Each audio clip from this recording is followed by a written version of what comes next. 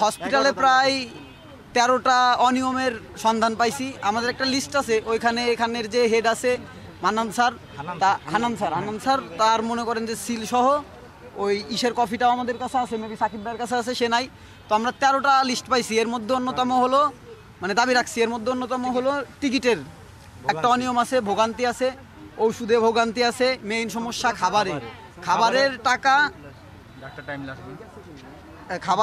মারে দেয়, ঠিক আছে। তারপরে আপনার মনে করেন যে কেবিনে সমস্যা আছে, কেবিনে কিছু দালাল চক্র কাজ করতেছে। এরপরে আছে আপনার ধূমপান করা হয় হসপিটালের ভিতরে, ফিটনেসবিহীন অনেক অ্যাম্বুলেন্স আছে। তারপরে নার্সরা সঠিকভাবে কাজ করে না। আদারওয়াইজ আরও 7-8টা দাবি আমরা তাদের কাছে জানাইছি এবং তাদেরকে রুগী দেখার মধ্যে বৈষম্য দেয়। আরও মোট 13টা আমরা জানাইছি। ডাক্তাররা নিয়মিত আসে না, আর ডাক্তাররা মূলত তাদের আসার সময় থাকে 8টার সময়, 8টা থেকে 2:30টায়।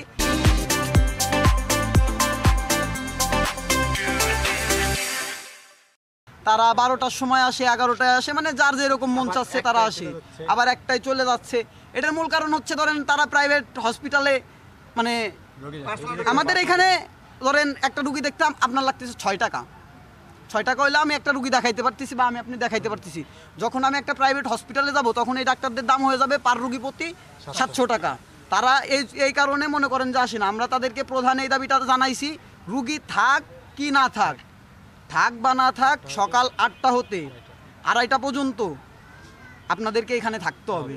এরকম আরও 13টা দাবি আমরা তাদেরকে জানাইছি এবং তাদেরকে 2টা পর্যন্ত সময় দিছি, যে এই 2টা পর্যন্ত যাতে তারা এই সকল অনিয়ম দূর করে দেয়। যদি তারা 2টা পর পর্যন্ত বা কালকের থেকে আমরা এই অনিয়ম দেখি, আমরা কালকে এটার প্রধান যে আছে, প্রধান সহ হান্নান স্যার সহ যে কয়েকজন ডাক্তার আছে অনিয়মের পিছনে, সবার পদত্যাগ দাবি করার জন্য কালকে আমরা আন্দোলনে নামবো।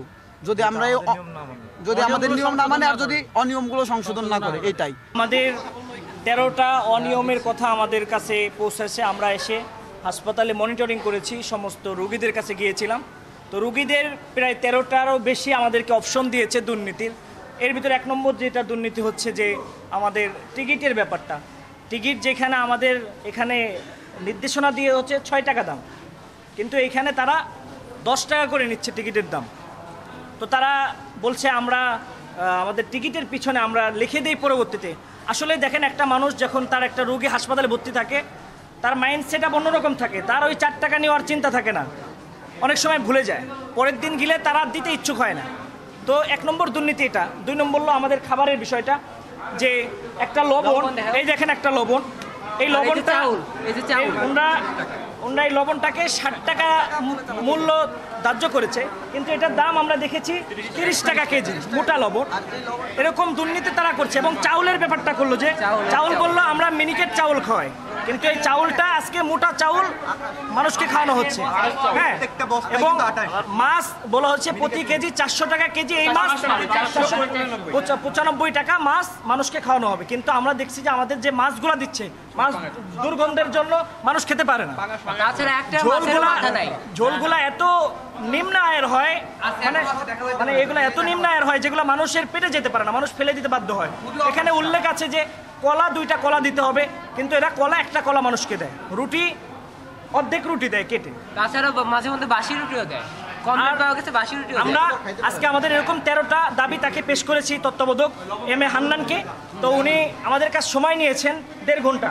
1.5 ঘন্টার ভিতর যদি উনি আমাদের এই 13টা দাবি উনি না মেনে নেন, এরপর আরেকটা দাবি, উল্লেখযোগ্য একটা দাবি, যে উনি আজকে স্বীকার গেলেন। আমরা এতজন জানি ডাক্তার 10টার সময় চেম্বারে ঢোকে, কিন্তু উনি বললেন ডাক্তারের ঢোকার সময় হলো 8:30টায়, এবং সে যখন যাবে 2:30টার দিকে সে এখান থেকে বের হবে।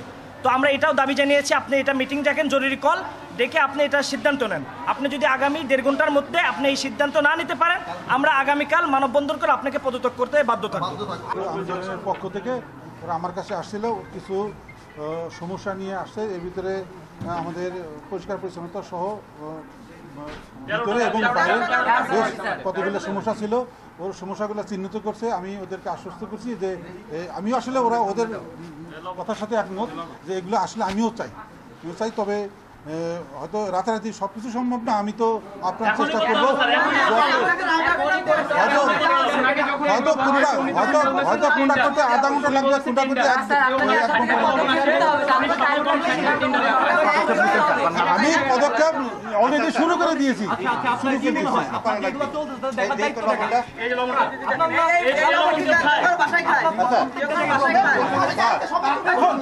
তোমরা যা চাচ্ছ ইনশাল্লাহ আমরা সবই সমাধান করতে পারবো না। তোমরা যেটা চাচ্ছ ওটা কিন্তু আমারও চাওয়া।